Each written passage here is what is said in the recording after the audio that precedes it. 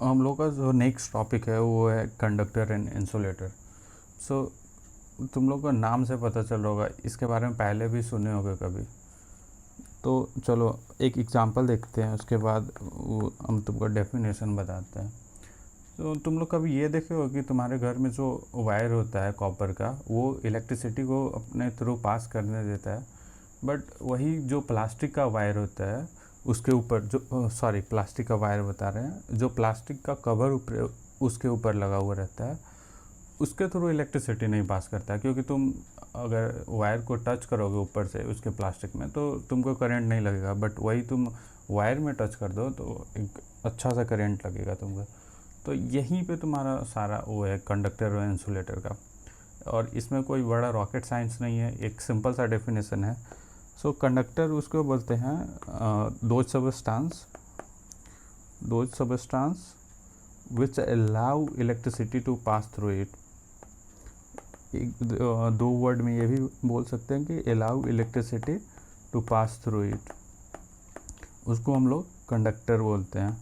इसके पीछे scientific reason क्या है, मीन्स टेक्निकल वे में बोले तो ये हम लोग आगे चैप्टर में पढ़ेंगे, बट एक ओवरव्यू दे देते हैं कि एक कंडक्टर जो होता है, कंडक्टर के पास एक एक्स्ट्रा इलेक्ट्रॉन होता है उसके वैलेंस शेल में जो अनस्टेबल होता है, और उस इलेक्ट्रॉन के मूवमेंट के कारण इलेक्ट्रिसिटी उसके थ्रू फ्लो करता है। और वही जो इंसुलेटर होता है उसमें जो होता है वो इलेक्ट्रॉन जो होता है, इलेक्ट्रॉन तो ये जान लो कि इलेक्ट्रॉन कंडक्टर में भी रहता है और इंसुलेटर में रहता है। इसमें जो होता है वो लूजली बाउंड होता है, वो फ्री टू मूव होता है। बट इसमें जो होता है इंसुलेटर में, ध्यान से देखना, इंसुलेटर में जो इलेक्ट्रॉन होता है वो टाइटली बाउंड होता है। ये मेन रीज़न होता है। और वो टाइटली बाउंड होता है मीन्स पूरे जोर तरीक़ा से बंधा हुआ रहता है, जिसके कारण वो फ्री टू मूव नहीं होता है और इलेक्ट्रिसिटी जो होता है वो फ्लो नहीं कर पाता है। और एग्ज़ाम्पल में अगर बोले तो सबसे बेस्ट एग्ज़ाम्पल इंसुलेटर का जैसे में रबड़ हो गया, प्लास्टिक हो गया, आगे भी हम लोग देखेंगे इसका एग्ज़ाम्पल। सो देखो यहाँ पे एग्ज़ाम्पल हम लोग के पास इलेक्ट्रिक कंडक्टर में क्या क्या है, सिल्वर, गोल्ड, कॉपर, स्टील, सी वाटर, ये सारा जो है वो कंडक्टर है, सारा में इलेक्ट्रिसिटी कंडक्टर। तो तुम सोच रहे हो सी वाटर में कैसे, तो सी वाटर में सॉल्ट होता है, नमक, और नमक में इलेक्ट्रिसिटी कंडक्ट होता है, तो ये इसमें भी होता है। और अगर तुम इंसुलेटर का बात करोगे तो ये देखो इंसुलेटर में क्या हो गया, रबड़ हो गया, ग्लास हो गया, ऑयल हो गया, डायमंड हो गया, ड्राईवुड हो गया, ये सारा जो इंसुलेटर होता है they does not allow the electricity to pass through it, does not allow electricity. So ये एक इम्पॉर्टेंट डेफिनेशन था। तो बस इतना ही था कंडक्टर एंड इंसुलेटर के बारे में, इससे ज़्यादा आगे कुछ नहीं जानना है, ठीक है। सो देखो हम लोग का जो नेक्स्ट टॉपिक है वो है कूलम्ब्स लॉ। तो कूलम्ब्स लॉ क्या कहता है, पहले हम लोग ये जानते हैं। सो हम लोग पिछले लेक्चर में जो हम लोग पढ़े थे चार्जेस के बारे में, ठीक है। तो मान लो अगर दो चार्ज है Q1 एंड Q2, अगर मान लो इसको कोई एक फिक्स डिस्टेंस पे रखते हैं, और डिस्टेंस बहुत ही माइक्रो लेवल का होता है, like 1/10⁶ time small distance, like इतना, ये बहुत ही माइक्रो लेवल पर डिस्टेंस होता है। तो अगर दो चार्ज को एक पर्टिकुलर डिस्टेंस पर रखते हैं तो वो आपस में एक रिपल्सन, लाइक तुम लोगों ने पढ़ा होगा कि जो चार्ज होता है या तो रिपेल करता है या फिर अट्रैक्ट करता है, ठीक है। लाइक अगर चार्ज प्लस प्लस है मीन्स लाइक चार्ज है तो that will repel each other, मतलब ये दोनों आपस में रिपेल करेंगे। और अगर जो चार्ज जो है अनलाइक है मीन्स प्लस एंड माइनस है तो आपस में अट्रैक्ट करेंगे, ठीक है। तो अब ये तो हम लोग को पता है कि रिपेल करेंगे या फिर अट्रैक्ट करेंगे। ना हम लोग ये जानेंगे कि अगर रिपेल कर रहा है तो what is the force of repulsion, means कितना फोर्स से एक दूसरे को रिपेल करेंगे। और अगर इन द नेक्स्ट केस, ये केस 1 है, इन द सेकेंड केस अगर मान लो कि ये दोनों अट्रैक्ट कर रहे हैं एक दूसरे को, तो इन सच केस इतना फोर्स से अट्रैक्ट करेंगे। सो इसी चीज़ को फाइंड करने के लिए हम लोग के पास एक लॉ आया जिसको हम लोग कूलम्ब्स लॉ से जानते हैं। ओके, सो आगे हम लोग देखते हैं इसमें क्या होता है। सो अगर तुम टेक्निकल डेफिनेशन का बात करो तो कूलम्ब्स लॉ ये कहता है कि व्हेन टू चार्ज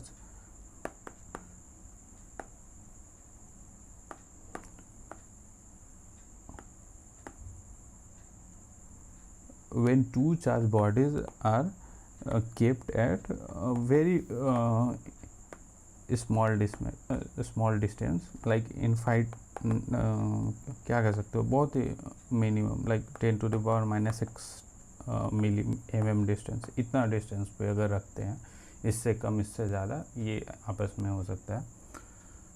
तो अगर ये दोनों दो चार्ज को आपस में इतने डिस्टेंस पे रखते हैं ना, तो ये दोनों के बीच का जो फोर्स निकालने के लिए जो फार्मूला होता है वो हम लोग को कूलम्ब्स लॉ के द्वारा दिया गया है, जिसमें चार्ज को हम लोग एक पॉइंट चार्ज के तौर पे लेंगे, क्योंकि हम लोग यहाँ पे जो चार्ज है उसका हम लोग कोई ये नहीं ले रहे हैं कि वो चार्ज कितना बड़ा है, like we are not taking the radius of the charge, like कि वो इलेक्ट्रॉन का साइज़ क्या है, यहाँ पे ये नहीं होता है। यहाँ पे हम लोग उसको एक पॉइंट चार्ज के रूप में मानते हैं और उस दोनों का डिस्टेंस फाइंड करते हैं और वो दोनों का चार्ज कितना है वो फाइंड करते हैं, और उससे हम लोग का फोर्स आ जाता है कि उस चार्ज पे कितना फोर्स लग रहा है, फोर्स ऑफ रिपल्सन और फोर्स ऑफ अट्रैक्शन, ये दो फोर्स लगता है।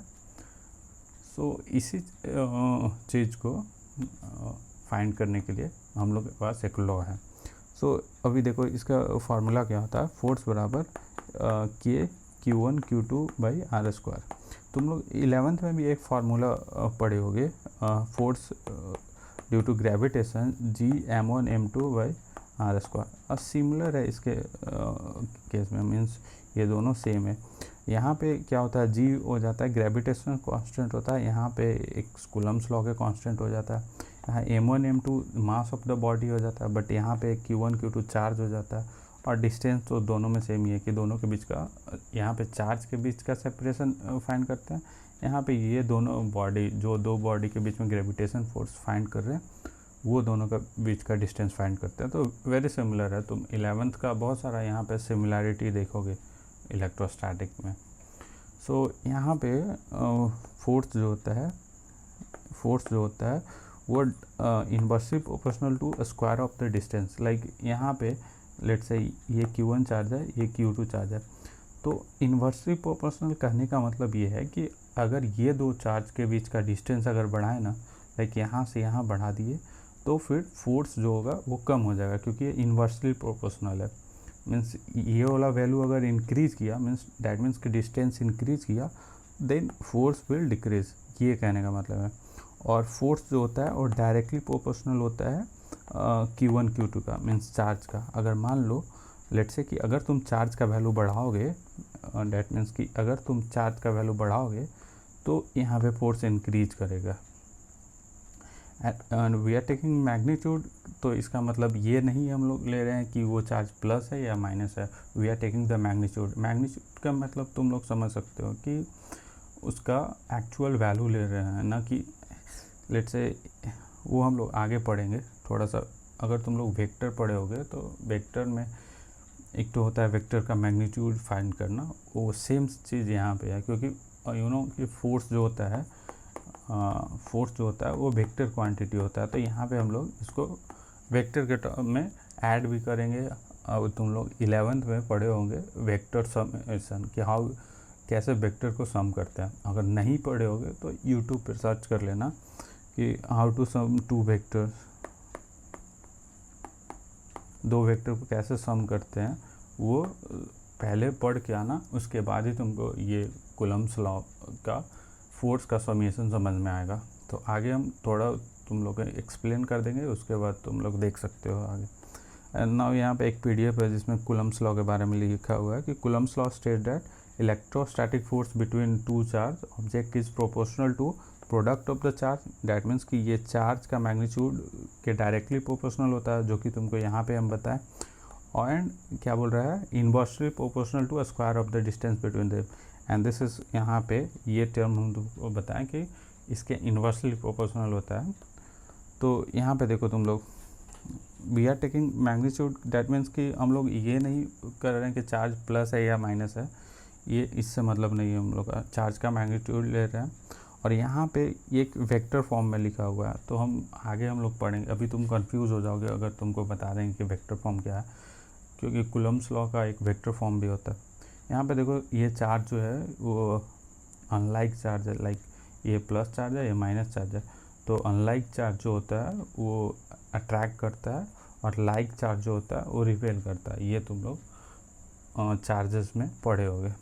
यहाँ पे देखो फोर्स जो है इनवर्सली प्रोपोर्शनल टू डिस्टेंस होता है, जितना ज़्यादा डिस्टेंस बढ़ाओगे उसका फोर्स घटेगा। और ग्राफ यहाँ पे है, तो वो ग्राफ तुम उतना ध्यान मत दो, ग्राफ 11th का मैथमेटिक्स अगर तुम पढ़े होगे अच्छे से तो फिर समझ में आएगा, अदरवाइज इसको छोड़ दो। अभी कुछ इम्पॉर्टेंट टर्म है, लाइक तुम लोगों ने पढ़ा कि मीन्स ए बराबर के Q1 Q2 upon R square. सो तुम लोग सोच रहे होगे ये के क्या है, तो के का जो वैल्यू होता है ना, के एक कांस्टेंट है। कांस्टेंट कब आता है, जब हम लोग प्रोपोर्शनैलिटी को हटाते हैं। लाइक यहाँ पे ये हम लोग प्रोपोर्शनल लिए, यहाँ पे लेट्स से अगर तुम डेरिवेशन करोगे तो ऐसे होता है, फोर्स इज क्या Q1 Q2 के डायरेक्टली प्रोपोर्शनल है, अब force is inversely proportional to किसका है, R स्क्वायर। अभी तुम प्रोपोर्शनैलिटी कांस्टेंट को हटाओगे तो एक टर्म आता है के, एंड उसके बाद ये के Q1 Q2 by R square हो जाता है। के का जो वैल्यू होता है वो 1/4 पाई एप्सिलॉन नॉट होता है। सो यहाँ पे एप्सिलॉन नॉट जो है वो परमिटिविटी इन फ्री स्पेस है। अभी तुम लोग सोच रहे हो कि परमिटिविटी क्या होता है, तो परमिटिविटी थोड़ा सा पढ़ लेते हैं हम लोग। ऐसे तो ये बहुत इंपॉर्टेंट चीज़ है यार, ये मेरे टाइम में भी हमको कंफ्यूज करता था बहुत ज़्यादा। सो एक परमिटिविटी इन फ्री स्पेस का मतलब क्या होता है कि ओके, सो ये जो होता है वो मटेरियल का प्रॉपर्टी होता है, दैट ये डिटरमाइन करता है कि कितना आसानी से उसके अंदर से इलेक्ट्रिसिटी फ्लो कर सकता है। लाइक अगर तुम आगे इलेक्ट्रिक फील्ड लाइन पढ़ोगे तो उसमें भी परमिटिविटी टर्म्स आएगा, कि उसमें से परमिटिविटी से हम लोग को ये पता चलता है कि how easily electric field can pass through that particular material. तो इन द सेम केस यहाँ भी वही है, परमिटिविटी का मीन्स कितना आसानी से उस मटेरियल को, उस मीडियम में चार्ज फ्लो कर सकता है।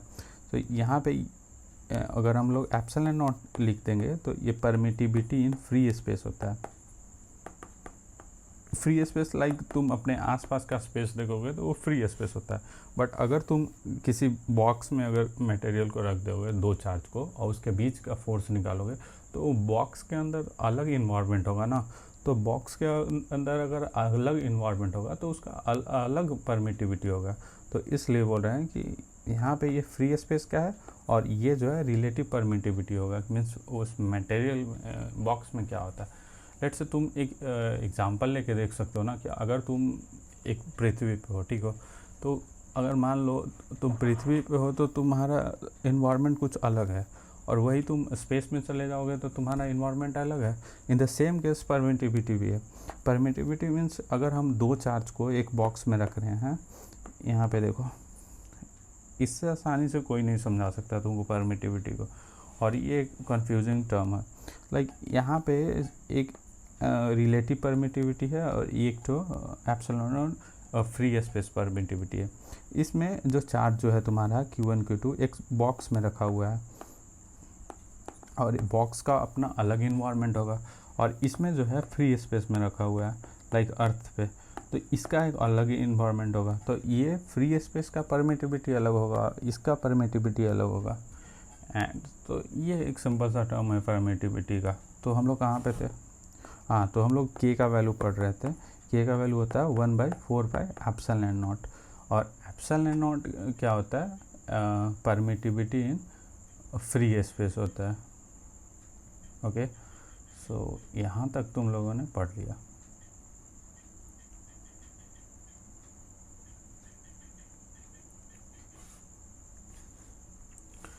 नाउ अब तुम लोग ये देखो कि एप्सिलॉन नॉट जो होता है उसका वैल्यू क्या होता है, क्योंकि अगर तुम फोर्स निकालोगे तो तुमको हर वैल्यू को पुट करना होगा, उसके बाद ही तो फोर्स निकालोगे ना।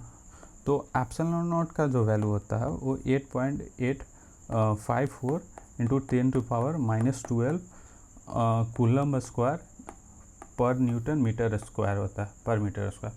तो अब तुम लोग सोच रहे हो कि यार इतना बड़ा फार्मूला ये है, याद कैसे करें? तो याद करने के अलावा कोई और ऑप्शन नहीं है। एंड याद करने के साथ तुमको ये यूनिट भी ध्यान में देना होगा कि ये अगर कूलम स्क्वायर में है, ये पर न्यूटन है और ये पर मीटर स्क्वायर है, तो हम लोग सारा यूनिट को इसी में रखेंगे, उसके बाद ही कैलकुलेट करेंगे। नहीं तो पता चला कि तुम यहाँ पे ये पर मीटर स्क्वायर है और जब आर स्क्वायर का वैल्यू डिस्टेंस कर रहे हो तो वो सेंटीमीटर स्क्वायर में कर दिए, तो उस टाइम तो तुम्हारा पूरा वो कैलकुलेशन एरर हो जाएगा। तो डैट मीन्स कि तुमको सारा यूनिट को एक सेम सिनेरियो में रखना होगा। अभी तुम्हारा ये एप्सिलॉन नॉट का वैल्यू है, बट हम लोग क्या करते हैं ना कि एक कैल्क से उठाते हैं और हम लोग 1/4 पाई एप्सिलॉन नॉट का ही वैल्यू निकाल लेते हैं। तो अभी तुम कैलकुलेट तो नहीं करने जाओगे, तो इसलिए हम लोग जो कैलकुलेटेड वैल्यू है उसको याद कर लेते हैं, और ये एक आसान होता है नेक्स्ट कैलकुलेशन में अगर तुम फोर्स निकालोगे तो इसका वैल्यू होता है 10⁹ न्यूटन मीटर स्क्वायर पर कूलम स्क्वायर। तो तुम अब हर बार जो अगर तुम मान लो एप्सिलॉन नॉट का वैल्यू तो या तुमको याद करना ही पड़ेगा, इसके अलावा कोई ऑप्शन नहीं है। But most of the cases में हम लोग के का वैल्यू डायरेक्ट यूज कर लेते हैं, 9 × 10⁹ न्यूटन मीटर स्क्वायर पर कूलम स्क्वायर। तो अभी तुम ये यूज कर लोगे तो ये तुमको थोड़ा सिंपल लग रहा होगा। अब हर बार तुम ये थोड़ी करने जाओगे कि 1/4, अब पाई का वैल्यू 3.14 इंटू परमिटिविटी का वैल्यू होता है 8.85 इंटू 10⁻⁻12। अब इसका वैल्यू इससे डिवाइड करोगे तो वो सेम ही आएगा, 9 × 10⁹ तो तुम हर बार इसको थोड़ी वो कैलकुलेट करने जाओ। इससे अच्छा है कि हाँ भाई याद कर लेते हैं, सिंपल है। तो ये तुम्हारा ये हो गया के का वैल्यू। तो मेरे हिसाब से कूलम्स लॉ यहाँ तक ख़त्म हो गया, इसके अलावा कुछ नहीं। अब तुम्हारा कुछ क्या बोलते हैं, एक तो एग्ज़ाम्पल छोटा सा कर लेते हैं। लाइक मेरे पास 2 चार्ज है, एक अच्छा सा बना लेते हैं। एक Q1 चार्ज है और एक Q2 चार्ज है, दोनों का बीच का डिस्टेंस 2 मीटर है ना। अब तुमको बोलेगा कि find the force between them, कि कितना फोर्स लग रहा है। अब तुम ये मत पूछने लगना कि भाई अब बता चार्ज ये प्लस है या माइनस है, उससे हमको मैटर नहीं करता, हम मैग्नीट्यूड लेंगे चार्ज का, ठीक है। अगर मान लो ये -2 कूलम है और ये जो है +4 कूलम है, तो मैग्नीट्यूड इसका क्या हो जाएगा, 8 कूलम, यही होगा ना। दोनों का मल्टीप्लाई करेंगे तो ना यहाँ पे लेट्स से फोर्स निकालते हैं, सिंपल सा। ए बराबर क्या होता है, के Q1 Q2 by R square. Q1 Q2 का हम लोग मैग्नीट्यूड लेते हैं और यहाँ पे सारा फार्मूला पुट कर देते हैं। के का वैल्यू हम लोग क्या पढ़े थे, 9 × 10⁹ Q1 Q2 का वैल्यू क्या आया, तुम यहाँ से कर सकते हो। Q1 का वैल्यू 4 है और ये 2 है, तो 4 दूनी 8 हुआ, 8 हो गया। और दोनों का बीच का सेपरेशन कितना है, डिस्टेंस 2 मीटर है। यहाँ पे देखो मीटर में दिया हुआ है, अगर मान लो कोई कंफ्यूज करने के लिए तुमको सेंटीमीटर में दे दिया 2 सेंटीमीटर, तो तुम सिंपल सा इसको 10⁻⁻2 से मल्टीप्लाई करके तुम इसको सेंटीमीटर से मीटर में और मीटर से सेंटीमीटर में कन्वर्ट कर सकते हो। तो ऑलवेज ये ध्यान रखना है कि हमको यूनिट मीटर में ही लेना है, क्योंकि ऐसा यूनिट स्टैंडर्ड यूनिट जो है मेरा वो मीटर में ही है, तो इसलिए हम लोग मीटर में ही लेंगे, ठीक है। तो यहाँ पे क्या हो गया, ओके, सो 2 का स्क्वायर हो गया, तो 2 का स्क्वायर कितना हो गया, 4 हो गया। 4 ये 2 बार में कट जाएगा तो क्या हो जाएगा, वैल्यू हो जाएगा 18 × 10⁹9। और एक अगर तुम मेरा मानोगे ना तो लेट्स से 1 मिनट, तो हमेशा 18 लिखने से अच्छा क्या है ना कि इसको तुम डिवाइड करके लेट्स से यहाँ पे डिवाइड करो, यहाँ से 10 से मल्टीप्लाई करो, तो ऑलवेज एक हमको नहीं पता है कि इसका पीछे रीज़न क्या होता है, लेकिन हमेशा तुम इसको पॉइंट में लिखोगे ना, डेसिमल में चार्ज का, वो ज़्यादा बेटर रहेगा। 10⁻10 अगर ये लिख दिए ना तो ये ज़्यादा बेटर रहेगा एज़ कम्पेयर टू 18 × 10⁻, अगर 9 लिख दिए तो। सो हमेशा तुम लोग डेसिमल में लिखने का ट्राई किया करो, एक ज़्यादा बेटर होता है वो करने का, मीन्स रिप्रेजेंट करने का। तो कूलम्स लॉ तो हम लोग का ख़त्म हो गया।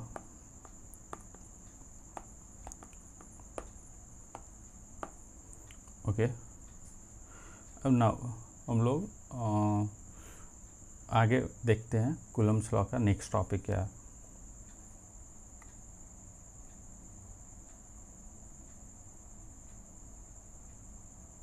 ना जो हम लोग का जो नेक्स्ट टॉपिक है ना, वो थोड़ा बहुत ज़्यादा इम्पॉर्टेंट है। इम्पॉर्टेंट तो सारा टॉपिक है, बट ये थोड़ा सा कॉम्प्लिकेटेड है। तुम लोग थोड़ा वो नया लगेगा अगर तुम लोग 11th में अगर वेक्टर नहीं पढ़े होगे अच्छे से, तो थोड़ा सा ये प्रॉब्लम होगा। अदरवाइज़ अगर तुम लोग 11th अच्छे से पढ़े हो, अगर उसमें तुम फोर्स का वेक्टर कैलकुलेशन पढ़े हो, तो ये बहुत ही आसान लगेगा। इसलिए बोला जाता है कि 11th भी इम्पॉर्टेंट होता है, क्योंकि 11th का बहुत सारा टॉपिक इसमें मिलेगा तुमको, सारा एक दूसरे से को रिलेटेड रहता है। सो हम लोग का जो नेक्स्ट टॉपिक है वो है Coulomb's law in vector form. So vector form में क्यों डिनोट करना है भाई? तो हम तो तुमको पहले ही बताया ना कि फोर्स जो होता है वो वेक्टर क्वांटिटी होता है, ठीक है। सो फोर्स अगर वेक्टर क्वांटिटी होता है, ये तो तुम लोग पढ़े हो ना कि कौन सा वेक्टर होता है, वेक्टर क्वांटिटी क्या होता है और स्केलर क्वांटिटी क्या होता है। सो थोड़ा सा बता देता अगर नहीं पढ़ा होगा तो, एज्यूम कर रहे हैं कि तुम लोग नहीं पढ़े होगा। सो वेक्टर क्वांटिटी वो होता है जिसके पास मैग्नीट्यूड प्लस डायरेक्शन होता है। लाइक एक सिंपल सा एग्जांपल देते हैं कि तुम अगर कहीं जा रहे हो, like you are going 5 kilometre north जा रहे हो, सो ये जो है वो वेक्टर क्वांटिटी है। कहने का मतलब यह है कि तुम 5 किलोमीटर नॉर्थ डायरेक्शन में जा रहे हो, एक तुम्हारे पास एक डायरेक्शन है, इसलिए हम इसको वेक्टर क्वांटिटी कह सकते हैं। और स्केलर क्या होता है, एक मिनट, स्केलर क्वांटिटी क्या होता है? जिसके पास सिर्फ मैग्नीट्यूड होता है, डायरेक्शन का कोई पता नहीं होता। सो सिर्फ मैग्नीट्यूड होता है। लाइक अगर हम कहें कि वो 10 किलोमीटर चल दिया, तो भाई 10 किलोमीटर किधर चला, हम लोग के पास उसका वो डायरेक्शन नहीं है, डेट्स वाइज हम लोग उसको स्केलर बोलेंगे, ठीक है, स्केलर क्वांटिटी बोलेंगे। तो सिमिलरली जो फोर्स होता है वो वेक्टर क्वांटिटी होता है। तो वेक्टर मीन्स इसके पास मैग्नीट्यूड और डायरेक्शन दोनों होता है। लाइक अभी तुम एक चार्ज है Q1 है और एक Q2 है, एक ये कहीं पे रखा हुआ है, तो लेट्स से हम लोग इसका पोजीशन वेक्टर लेते हैं। अभी तुमको एक पोजीशन वेक्टर भी नया टर्म लगेगा। अरे पोजीशन मीन्स यार ये चार्ज है, ये स्पेस, एक ओरिजिन ले लेते हैं, ठीक है, इससे कहीं कोई तो इसका एक यहाँ से कुछ डिस्टेंस होगा, ठीक है, तो ये इसका पोजीशन है, तो अब इसका कुछ डिस्टेंस होगा, तो उसी को हम लोग एक पोजीशन वेक्टर के नाम से जानते हैं, ठीक है। और इसका कुछ होगा, लेट्स से इसको R1 कह देते हैं, यहाँ पे Q2 से डिनोट कर दिया तो R2 बोल देते हैं, और इसका जो हो गया वो R1 कर देते हैं, ठीक है। तो ये दोनों इसका पोजीशन वेक्टर हो गया R1 एंड R2, ठीक है। अब ये दोनों का जो सेपरेशन हो गया वो लेट्स से R21 से डिनोट करते हैं, ठीक है। तो R21 का जो वैल्यू होगा वो R2 माइनस R1 होगा। और इसके लिए अगर हम तुमको वेक्टर पढ़ाने लगे तो बहुत ही लंबा चला जाएगा लेक्चर, मीन्स डायरेक्शन ही चेंज हो जाएगा। इसलिए हम बोलते हैं कि सबसे पहला काम है तुम लोग का कि तुम लोग एक वेक्टर का लेक्चर देख लो, मुश्किल से 1 घंटा लगेगा, कुछ बेसिक समझ में आ जाएगा और वो बहुत ही अच्छा होगा तुम लोग के लिए। तो अभी यहाँ पे जो इस चार्ज के लिए वजह से इस पे जो फोर्स लग रहा है उसको हम लोग क्या किस चीज़ से डिनोट करते हैं, F21 से। लाइक यहाँ पे इसको हम लोग ऐसे पढ़ सकते हैं कि force on 2 due to 1। Like इस Q2 चार्ज पे इसके जैसे ये जो Q1 चार्ज है तो इसके पास अपना एक मैग्नीट्यूड है, तो ये रिपल्सन या अट्रैक्शन फोर्स इस पर लगा रहा होगा, तो वो फोर्स को हम लोग F21 से बता रहे हैं। और इसको पढ़ते कैसे हैं, force on two due to one, like force on two due to one. Similarly इसके पास कुछ मैग्नीट्यूड ऑफ चार्ज है, तो ये इस पर भी फोर्स लगाएगा और उसको हम लोग डिनोट करते हैं F12 से, means force on one due to two, हम लोग इसको ऐसे पढ़ते हैं। तो these are the two forces which are acting on this two different charges, ठीक है। तो अभी जो है, अब इसको हम लोग वेक्टर फॉर्म में कैसे डिनोट करते हैं वो देखो। अभी तुम लोग सिंपल फॉर्म में तो ऐसे पढ़े हो कि फोर्स को हम लोग ऐसे डिनोट कर देते हैं 1/4πε0 Q1 Q2 by R square, okay. और इसको तुम 1/4π को K भी लिख सकते हो, ठीक है। अभी जो है आर स्क्वायर जो है यहाँ पे R21 जो है ये एक पोजीशन वेक्टर है। पोजीशन वेक्टर ये होता है कि वेक्टर का मतलब तो समझ रहे हो कि एक डायरेक्शन होता है और इसका जो कुछ एक पोजीशन है स्पेस में, इसलिए उसका पोजीशन वेक्टर बोल दिए। और इसके लिए तुमको वेक्टर का एक लेक्चर देखना होगा तभी तुमको समझ में आएगा। तो नाउ उससे भी एक ज़्यादा इम्पॉर्टेंट आता है वेक्टर में, एक टर्म आता है यूनिट वेक्टर। यार हमको वेक्टर पढ़ाना पड़ रहा है तुम लोग को, अगर पहले से पढ़े होते तो फिर ये ज़्यादा क्लियर होता। तो यूनिट वेक्टर क्या होता है कि मान लो यूनिट मीन्स क्या होता है, इकाई। हिंदी में लिखे तो क्या, इकाई। मीन्स अगर मान लो तुम 5 में किसी से मल्टीप्लाई करते हो 1 से, तो वो नंबर चेंज नहीं होता है, 5 से ही रहता है। लाइक 6 में 1 से मल्टीप्लाई करते हो तो वो 6 ही रहता है। मीन्स किसी भी नंबर में 1 से मल्टीप्लाई करोगे तो वो नंबर सेम ही होता है, उसमें मैग्नीट्यूड में चेंज नहीं होता। तो सिमिलर केस यहाँ पे यूनिट वेक्टर का है, वो सेम काम यहाँ पे है। मीन्स यूनिट वेक्टर से किसी भी वेक्टर पे मल्टीप्लाई करोगे तो वो वेक्टर का कुछ चेंज नहीं होगा, सिर्फ उसको हम लोग एक वेक्टर नोटेशन में शो कर देते हैं, ठीक है। तो यूनिट वेक्टर का बस इतना काम होता है। तो ना तुम्हारा जो फोर्स है, अगर तुम इस पे फोर्स कैलकुलेट करना चाहते हो, what is the force F21, तो F21 कैलकुलेट करना चाहते हो तो F21 का क्या हो जाएगा, 1/4πε0 Q1 Q2 अपॉन यहाँ पे क्या हो सकता है, डिस्टेंस R21, ये दोनों के बीच का डिस्टेंस कितना है, तो R21 है डिस्टेंस, तो इसको R21 ऐसे हो गया और स्क्वायर होगा क्योंकि हम लोग स्क्वायर लेते हैं दोनों का डिस्टेंस का। और अगर हमको इसको वेक्टर फॉर्म में करना है तो यूनिट वेक्टर से इसको मल्टीप्लाई कर देंगे, डैट इज़ यूनिट वेक्टर को कैप से दिखा देते हैं तो R21 कैप होता है। इसका मतलब हम तुमको बता देते हैं, जैसे में अगर मान लो ये R वेक्टर है और ये इसका मैग्नीट्यूड है R का, लाइक ये R वेक्टर है, इसका मैग्नीट्यूड है, तो अगर R को R वेक्टर से डिवाइड करोगे तो ये R कैप आता है और इसी को हम लोग यूनिट वेक्टर कहते हैं। एक एग्जांपल से लेके दिखाते हैं, जैसे में R का वैल्यू है 2y cap plus 3j cap, थोड़ा सा डिटेल हो जा रहा है। तो i कैप का मीन्स क्या होता है, x डायरेक्शन में, तो x में ये 2 है एंड y में ये 3 है। तो ओके, सो इसका मैग्नीट्यूड कितना हो गया, वेक्टर का मैग्नीट्यूड निकालने के लिए उसका स्क्वायर करते हैं, तो 2 का स्क्वायर प्लस 3 का स्क्वायर, डेट इज़ ये इसका मैग्नीट्यूड हो गया, ठीक है। तो अगर तुम लेट्स से यहाँ पे देखो, अगर तुम उस वेक्टर को अगर उसके मैग्नीट्यूड से डिवाइड करोगे तो ये उसका यूनिट वेक्टर आता है, ठीक है। इसी को यूनिट वेक्टर बोलते हैं, इकाई। और इसको किसी भी वेक्टर में मल्टीप्लाई करोगे तो वो चेंज नहीं होता उसका कुछ, वो सिर्फ एक वेक्टर फॉर्म में डिनोट हो जाता है। तो सिमिलरली हम लोग यहाँ पे जो लिखे थे, ये R21 कैप लिखे हैं, डैट मीन्स कि इसको क्या कर रहे हैं, R21 को उसके मैग्नीट्यूड से डिवाइड कर रहे हैं और उसी को हम लोग यूनिट वेक्टर बोल दे रहे हैं। तो ये तुम्हारा वेक्टर फॉर्म में हो गया।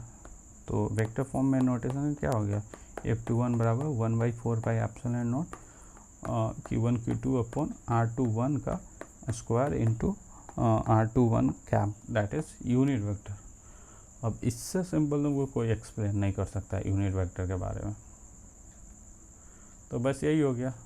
अभी तुम्हारा सिमिलरली F12 निकालना है, क्या कहाँ गया लेट्स से यहाँ पे, हाँ अभी तुम F21 निकालिए, F12 निकालना है तो उसमें भी सेम हो जाएगा। तुम अगर इसको अगर तुम इसको माइनस से मल्टीप्लाई कर दोगे ना तो भी वो F12 आ जाएगा, समझे।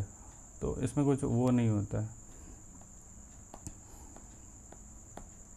मान लो कि तुमको एक तो और वेक्टर फॉर्म में होता है कि F21 को ऐसे भी लिख सकते हो माइनस ऑफ F12। ये दिखा रहा है, माइनस साइन यहाँ पे ये दिखा रहा है कि ये दोनों आपस में रिपल्सन या अट्रैक्शन का शो कर रहा है, मीन्स ये इसका अपोजिट डायरेक्शन में लग रहा है। जैसे मैं यहाँ पे तुम देखो माइनस साइन क्या वेक्टर में शो करता है यार, पूरा ये वेक्टर का ही खेल। अगर तुम वेक्टर पढ़ लिए तो यहाँ पे ये समझ में आ जाएगा।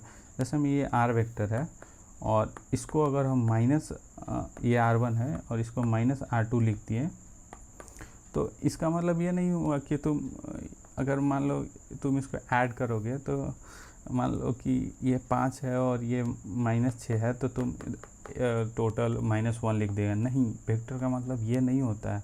ये माइनस साइन इसका डायरेक्शन दिखा रहा है कि ये दोनों आपस में अपोजिट डायरेक्शन में है।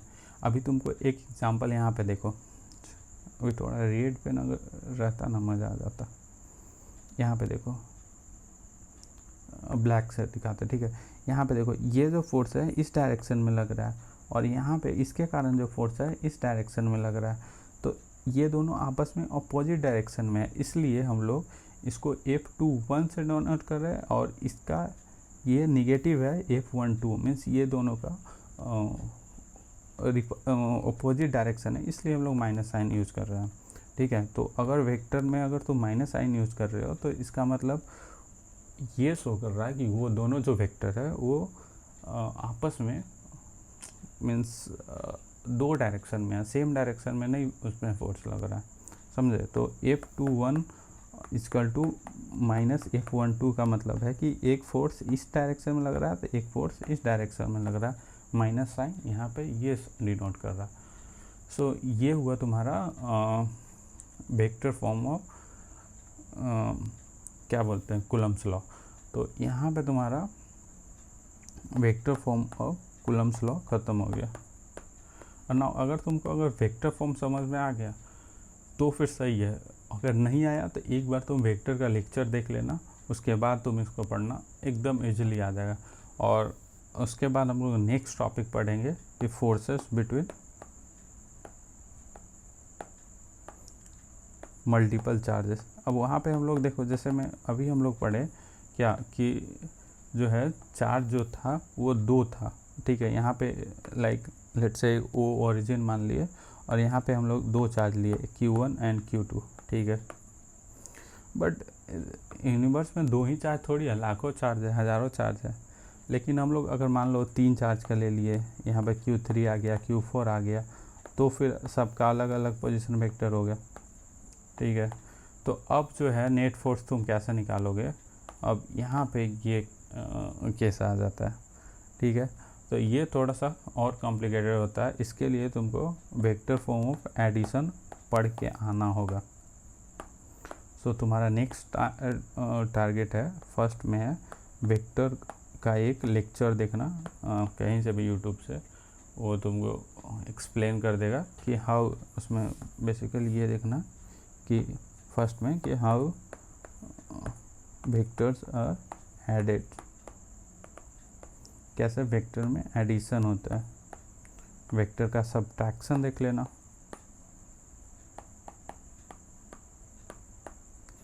सो ये 2-3 पॉइंट देख लेना, उसके बाद ही तुमको हम लोग ये forces between charge, different charge के बारे में तुमको बता सकते हैं। अदरवाइज ऐसे तुमको कुछ नहीं समझ में आएगा। तो चलो स्टार्ट करते हैं। सो आई एम अज्यूमिंग कि तुम लोग वेक्टर का लेक्चर देख लिए होगे, उसके बाद ही हम लोग स्टार्ट करते हैं। So the next topic is forces between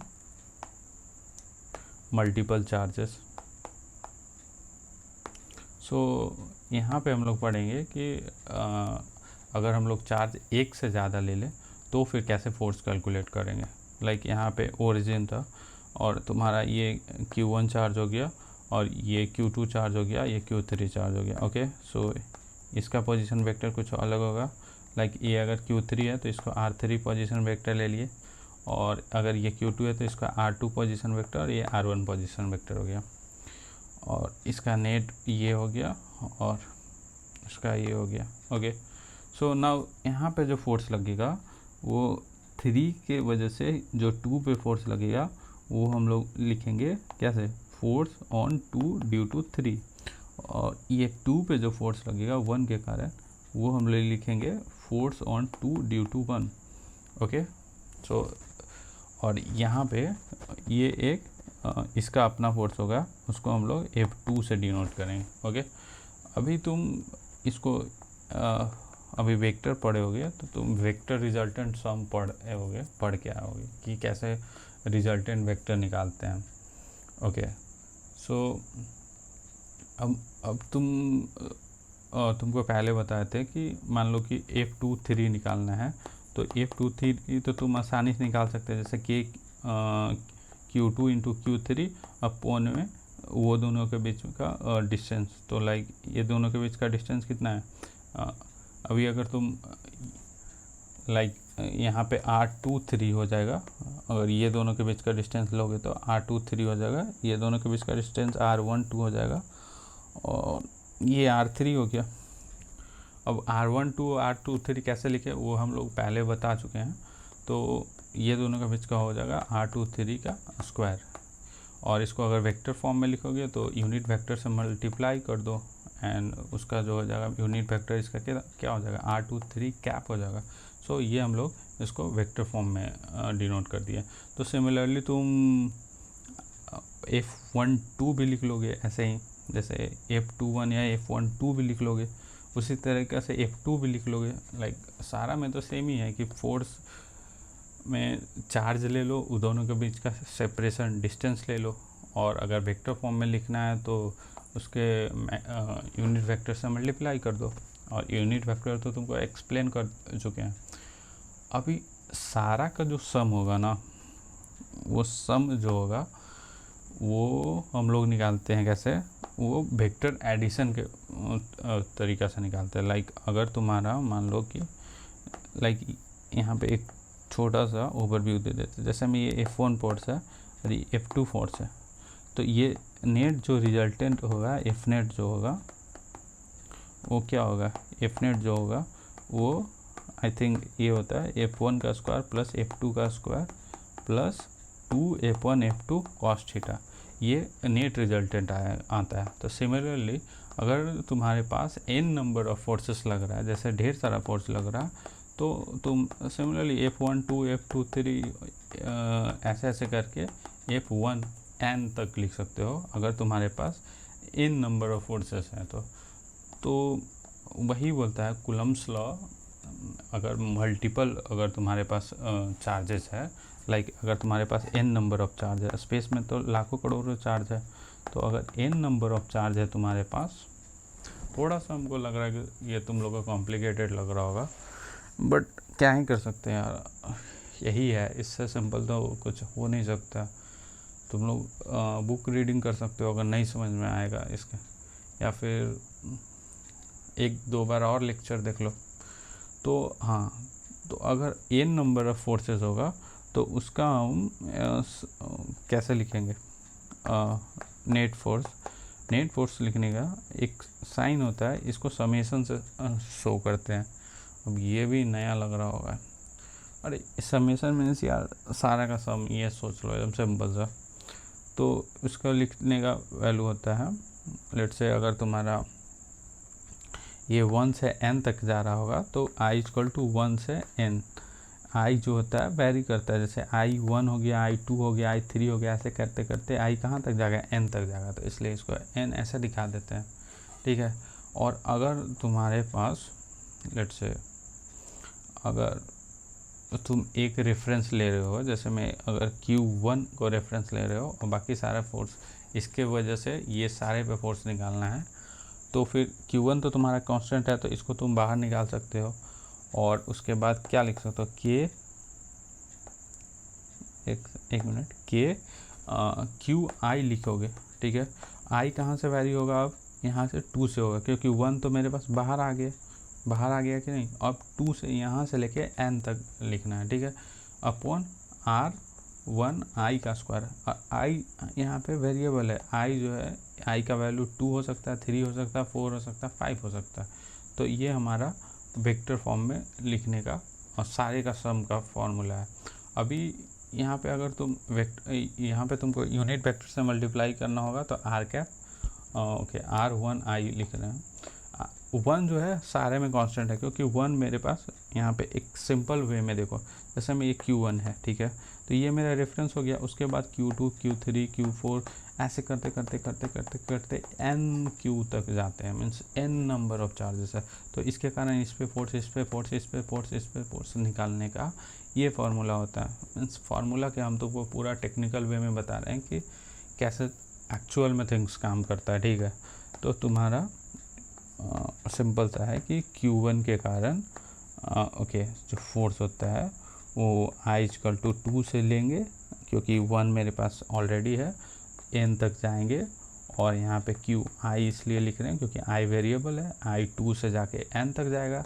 variable का केस ये होता है कि ये जो है सारा चेंज होगा, जैसे 2 से 3, 3 से 4, मीन्स किसी पे भी फोर्स निकाल सकते हो, ठीक है। अपॉन में क्या लगेंगे, उसके बीच का डिस्टेंस का स्क्वायर, R1 से R2 में जाएंगे, R3 में जाएंगे, R4 में जाएंगे, कोई सा वे निकालना है। इसीलिए हम लोग जनरल केस में RI ले रहे हैं, उसका स्क्वायर लेंगे। और सिमिलरली पोजीशन वेक्टर क्या हो जाएगा, R कैप अपॉन R1 से R2, R3 या R4 कुछ भी ले सकते हैं। तो हम सारा का तो लिख नहीं सकते, इसीलिए हम लोग जनरल केस में R2I लिखते रहे। और I का तो ये I=2 से N तक वेरी कर रहा है। तो ये तुम्हारा फोर्स हो जाएगा सारा का समेशन का। और इससे सिंपल तुमको कोई एक्सप्लेन नहीं कर सकता है, इतना बेसिक तरीका से तुमको एक्सप्लेन कर दिया। अगर नहीं समझ में आया तो दोबारा से देखना। सो ये था तुम्हारा Coulomb's law of vector addition.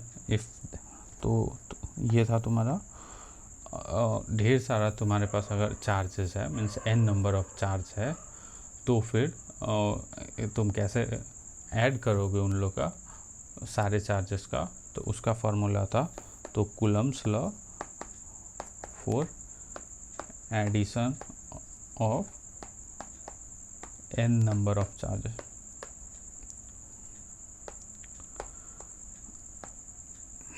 तो यहाँ पे तुम्हारा ये ख़त्म हो गया कूलम्ब्स लॉ। अब नेक्स्ट जो है वो हम लोग नेक्स्ट पढ़ेंगे, यहाँ तक रिवाइज कर लेंगे।